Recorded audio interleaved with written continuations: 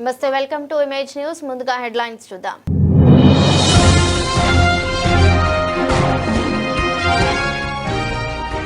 YCP చేస్తున్న విమర్శలను తిప్పికొట్టిన జ్యోతుల నవీన్.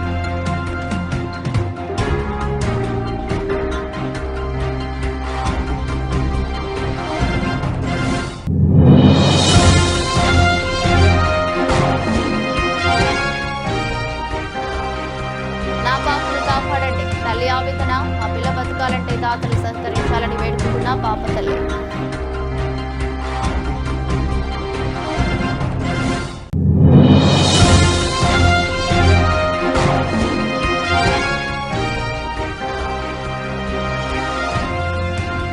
అంగరంగ వైభవంగా శ్రీ వాడపల్లి వెంకటేశ్వర స్వామి కళ్యాణోత్సవాలు.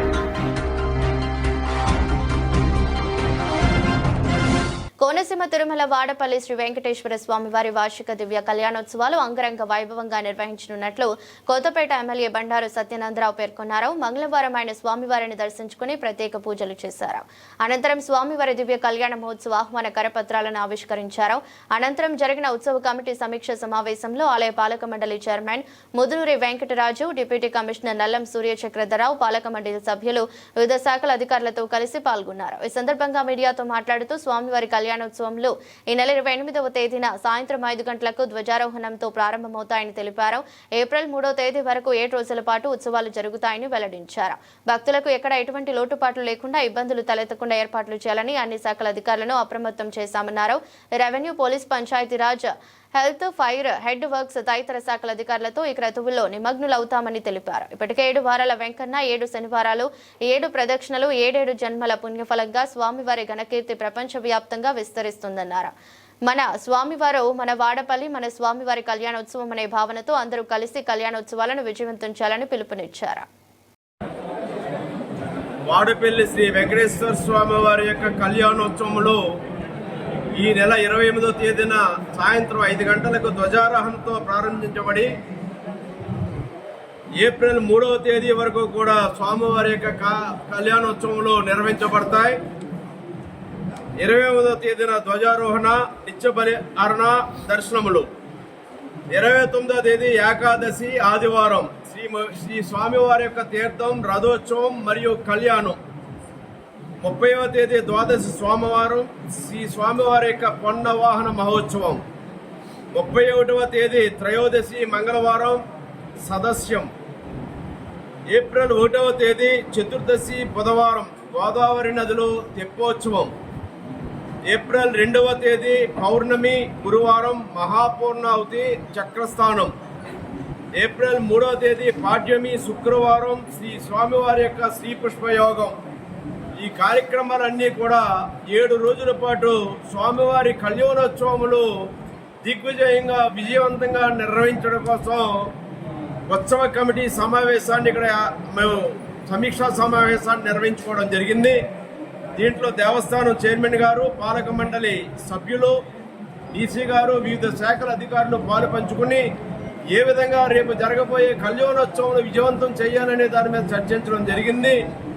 భక్తుల యొక్క తాకిడిని దృష్టిలో పెట్టుకుని కోనసీమ తిరుమల శ్రీ వాడపల్లి వెంకటేశ్వర స్వామి వారు వెలుగొందుతున్న వైభవాన్ని దృష్టిలో పెట్టుకుని స్వామివారి యొక్క కళ్యాణోత్సవములు చాలా భారీగా చక్కగా నిర్వహించబడాలని కోరుకోవడం జరిగింది.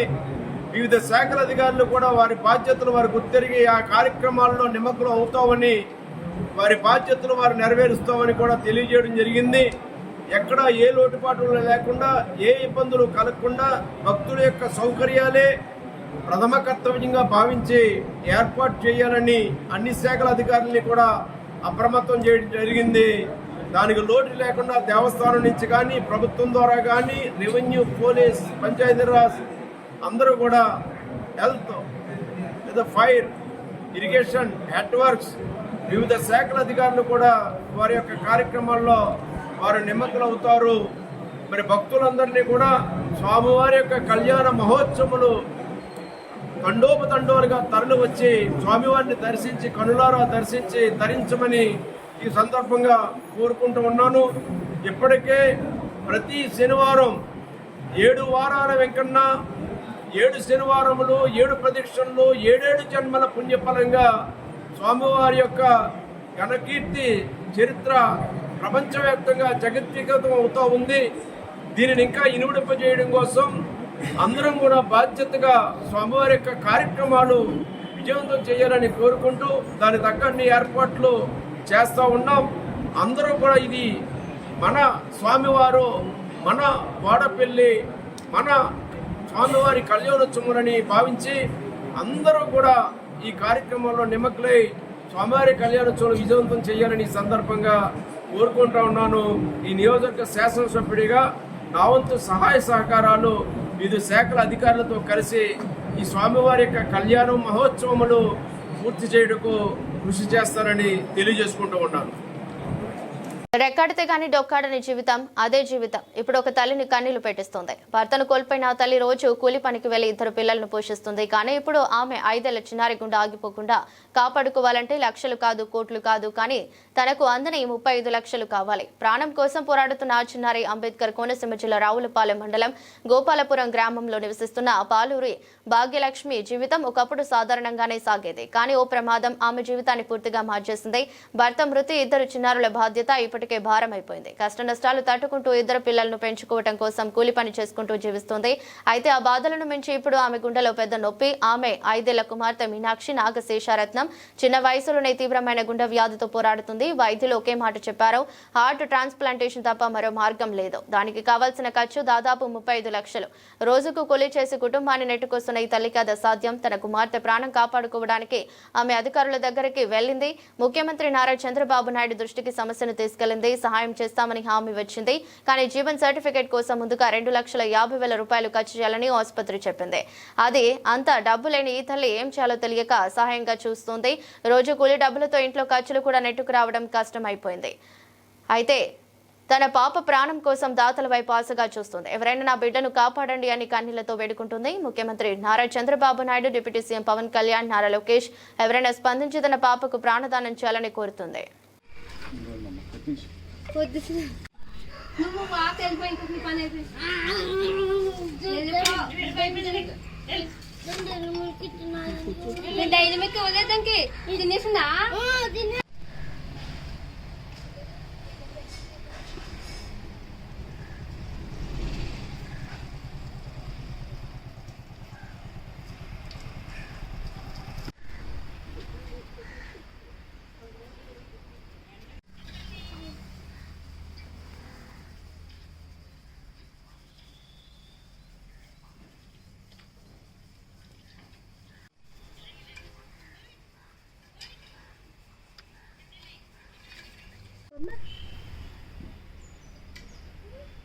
చాక్లెట్ వద్దా?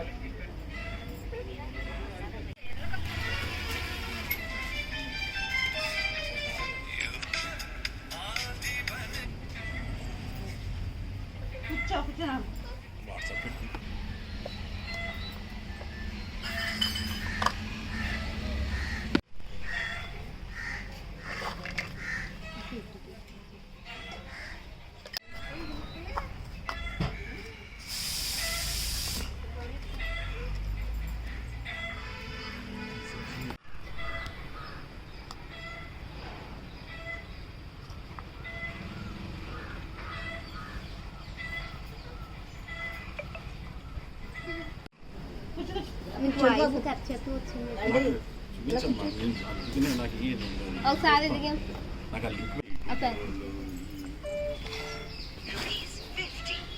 అంటే వాళ్ళు ఏం చెప్తారు అది ఒకసారి తీయడానికి వస్తుంది వాయిస్ అమౌంట్ పడుతుంది పెట్టుకోవచ్చు.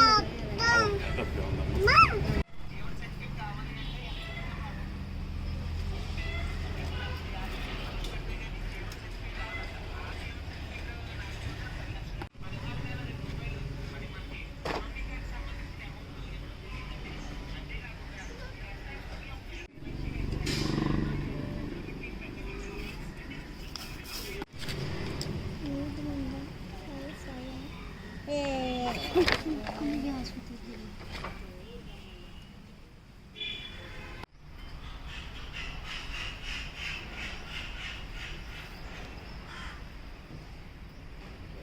తీసుకుని కత్తి గాజు కత్తి ఉంది అంతే.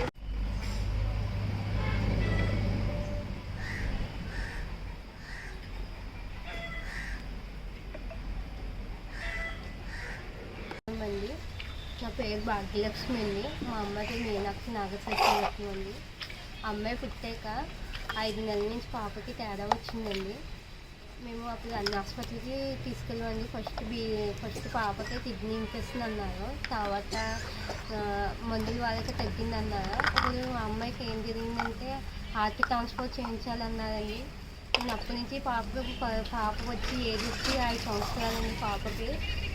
నాకు ఈ పాపని అలా చూసుకుంటూనే ఉన్నాను. ఇప్పుడైతే నా దగ్గర అంత టమాటాలు వేస్తున్నాను నా దగ్గర. మా అమ్మకి 38 లక్షలు అవుతుందండి. గవర్నమెంట్ పెట్టుకుందామంటేనేమో జీవన సర్టిఫికేట్ ఒకటి తెమ్మన్నారండి. అది 2,50,000 అవుతుందండి. దానికోసం నాకు టమాటా లేక నేను ఇలాగా అడుగుతున్నాను. నా బిడ్డని ఎవరైనా మీరు దయచేసి నా బిడ్డకి హెల్ప్ చేసి నా బిడ్డని బతికించమని అడుగుతున్నానండి. ఇది గవర్నమెంట్ వరకు వెళ్ళి వరకు ఈ ఏరియా సేల్ చేయమంటున్నాను. నాకైతే మా ఆయన గారు నేను కలుపుతూ ఉండగా 7 నెలలు మా ఆయన గారు యాక్సిడెంట్లో చనిపోయారండి. నాకు బాబు పాప అండి. ఈ 2 బాధ నా మీదే పడ్డదండి. నేను చూసుకోలేకపోతున్నాను. పాపని ఎలానే బతికించుకుందామని నేను అడుగుతున్నానండి. దయచేసి మాకు హెల్ప్ చేయమని అడుగుతున్నామండి. ఈ ఏరియా మొత్తం అందరికీ షేర్ చేయమని అడుగుతున్నామండి. నా పాపకి ఎవరైనా ముందుకు వచ్చి దాతలు ఎవరైనా వచ్చి సర్జరీ చేయించి నాకు అదే చాలని నా పాపని బతికించమని అడుగుతున్నానండి. హెల్ప్ చేయమని. ప్లీజ్ నన్ను బతకాలని ఉన్నది, నన్ను బతికించండి. 5 ఏళ్ళు గడిచండి. అంటున్నారండి. అసలు ఏమీ లేదండి. అలాగ ఆమె గురించి నాకు కూడా టెన్షన్ వచ్చేసి అసలు ఆ బిడ్డకు ఆపరేషన్ చేసేలాగా చంద్రబాబు నాయుడు గారు మీ అందరూ సాయం చేసి బిడ్డ పట్టడాన్ని నేను చేసే బిడ్డను బతికింతారని ఆశపడుతున్నానండి. మీరందరూ కూడా ప్రియంకి పెట్టి బిడ్డ బతికింతారని నేను ఎంతో ఆశపడుతున్నానండి. బాబు చంద్రబాబు నాయుడు గారు, పవన్ కళ్యాణ్ గారు మీరందరూ కూడా సాయం చేసే బిడ్డ జీవితాన్ని బతికించారని ప్రార్థన చెప్తున్నానండి. మీరందరిలోనూ కూడా నాయన దేవుడండి మీలో కూడా నాయన బిడ్డను బతికింటారని, నువ్వు 2 జీవితాలు బతికింటారని అటువంటి బిడ్డనండి. దయచేసి అండి మీరు ఎంతో మరి సాయం చేస్తారండి. ఆ బిడ్డను బతికింటారనండి బాబు. ఎంతో ఆశపడుతున్నామండి. పవన్ కళ్యాణ్ గారు, చంద్రబాబు నాయుడు గారు మీరు ఎంతో అందరినీ చూస్తున్నారు కదా. ఆ బిడ్డను కూడా నాయన కొన్నెచ్చి చూడండి ప్రభు. ఏమన్నా కూడా ఆరోగ్యం పోకూడదండి బాబు. సాయం చేయండి ఆ బిడ్డ పట్లని ఆయన. మరి ఆ బిడ్డకు ఆపేసం మీరే చేయగలండి బాబు. మీ వల్ల అవుతుందండి బాబు. మీరు సహాయం చేయండి నాయన. మీరు ఒక్క మాట నాయన పరికించండి ప్రభు. ఎంతమంది లోకాన్ని అందరిలో రక్షిస్తున్నారు కదా.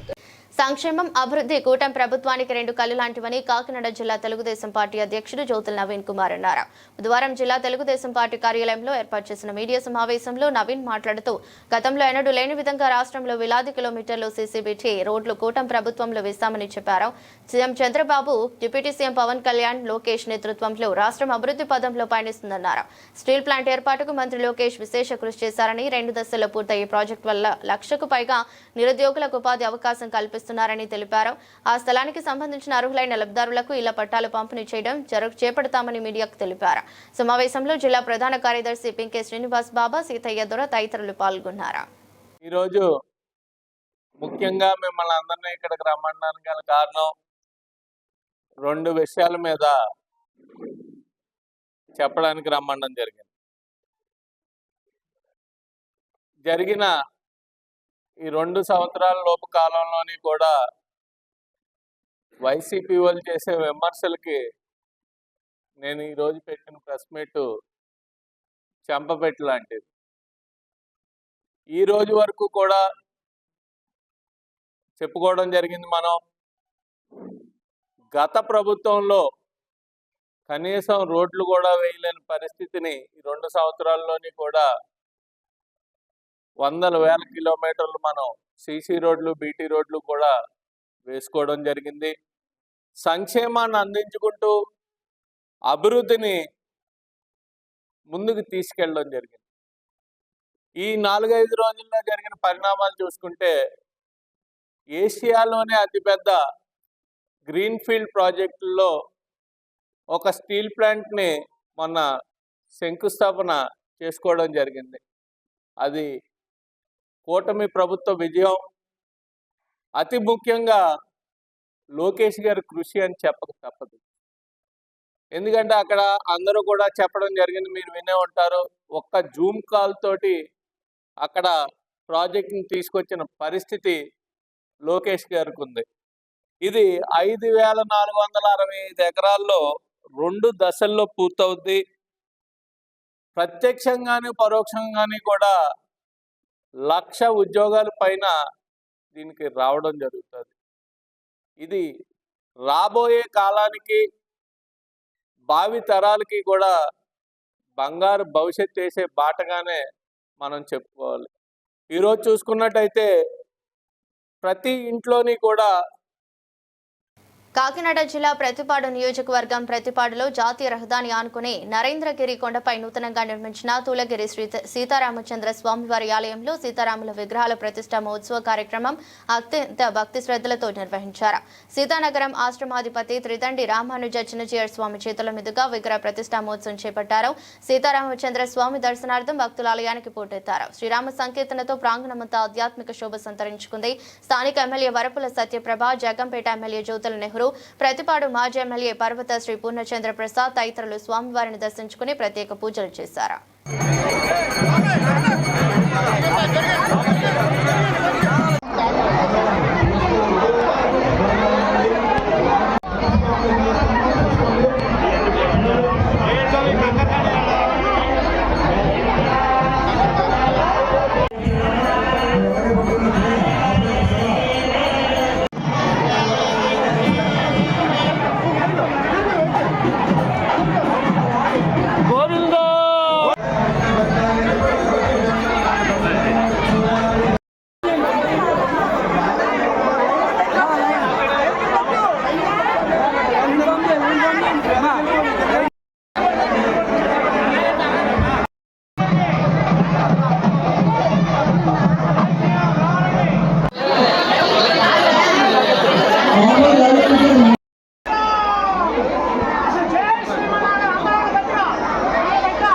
తూర్పుగోదావరి జిల్లా రాయవరం మండలం రాయవరంలో వెంచేసి ఉన్న శ్రీదేవి భూదేవి సమేత వెంకటేశ్వర స్వామి వారి కళ్యాణం అంగరంగ వైభవంగా జరిగింది. మృగశిర నక్షత్రాన్ని పురస్కరించుకుని బుధవారం కళ్యాణం నిర్వహించారు. వేద పండితులు అంగర ఆయమాచార్యులు పర్యవేక్షణలో అంగ రామకృష్ణ శోభన్ బాబు, అంగర బాబు, పెద్దంటి కృష్ణమాచార్యులు, అంగర లక్ష్మీనారాయణాచార్యులు, అంగర జనార్దనాచార్యులు స్వామి అమ్మవార్ల కళ్యాణాన్ని శాస్త్రోక్తంగా జరిపించారు. కళ్యాణంలో సుమారు 250 మంది దంపతులు పాల్గొని పూజాధికారులు నిర్వహించారు. కార్యక్రమంలో ఉత్సవ కమిటీ చైర్మన్ వల్లూరి శ్రీనివాస్ అధిక సంఖ్యలో భక్తులు పాల్గొన్నారు.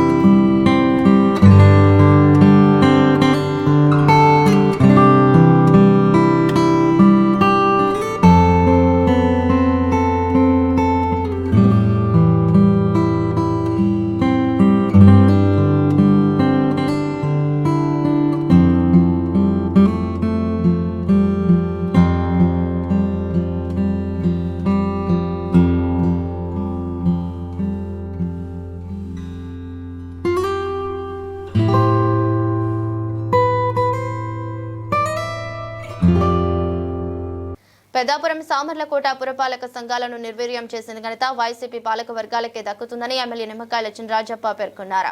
పెద్దాపురం మున్సిపల్ కౌన్సిల్ పదవి కాలం ముగిసిన తర్వాత తొలిసారిగా పెద్దాపురం పురపాలక సంఘానికి ఎమ్మెల్యే నిమ్మకాయల చినరాజప్ప విచ్చేశారు.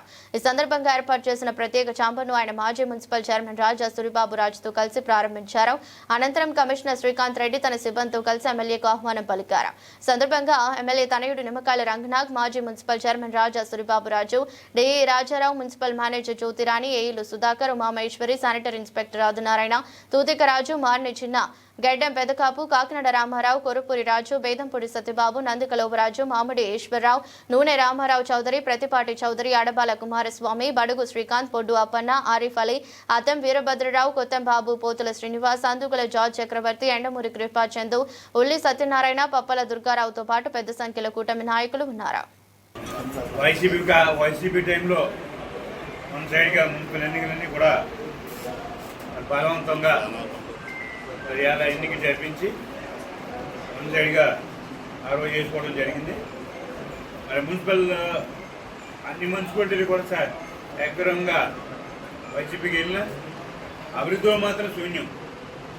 పెద్దాపురం నియోజకవర్గం కానీ పెద్దాపురం కానీ దామలకోట కానీ తీసుకుంటే రెండు మున్సిపాలిటీలను కూడా వైసీపీ టైంలో ఈ కౌన్సిల్ కొత్త కౌన్సిల్ ఆ కౌన్సిల్ ఏమి చేయని పరిస్థితి.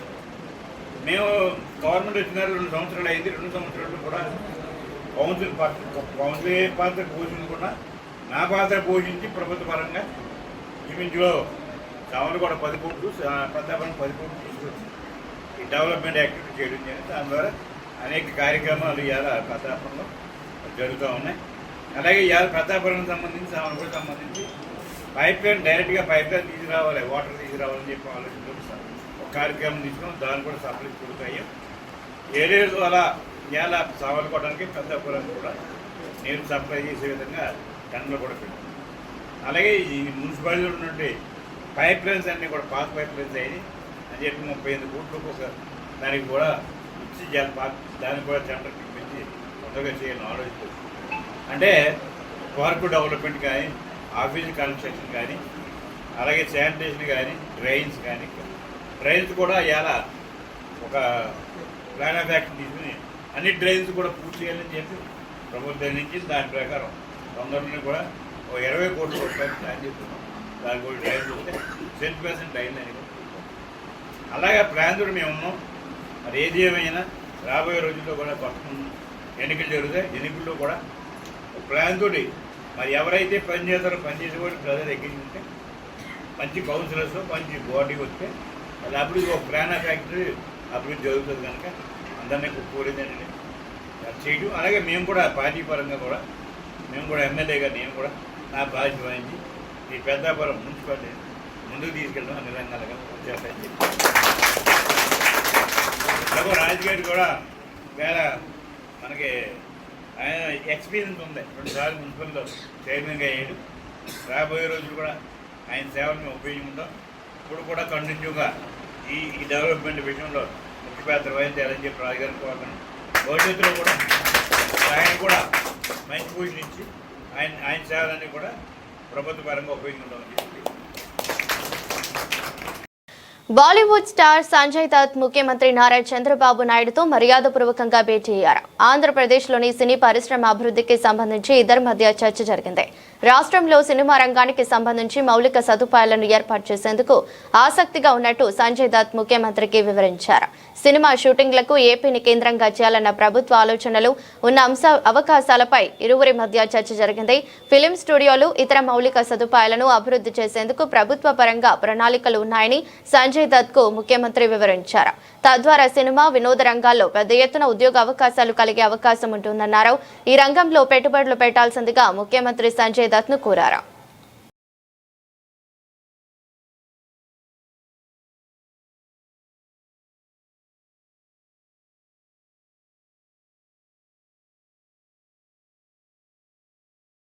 వార్తలు ముగించే ముందు మరోసారి హెడ్లైన్స్.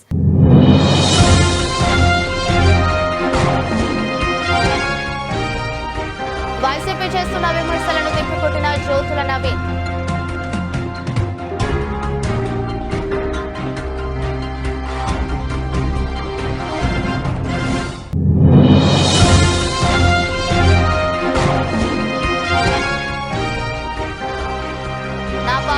కాపాడండి. తల్లి ఆవేదన, మా పిల్ల బతకాలంటే దాతలు సహకరించాలని వేడుకుంటున్న పాప తల్లి.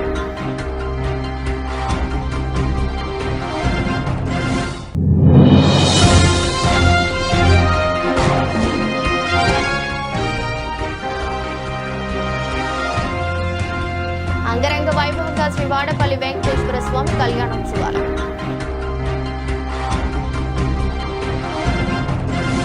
ఇదరొష్టి బులెటిన్. మరో బులెటిన్లో మళ్ళీ కలుద్దాం. అంతవరకు సెలవు. నమస్కారం.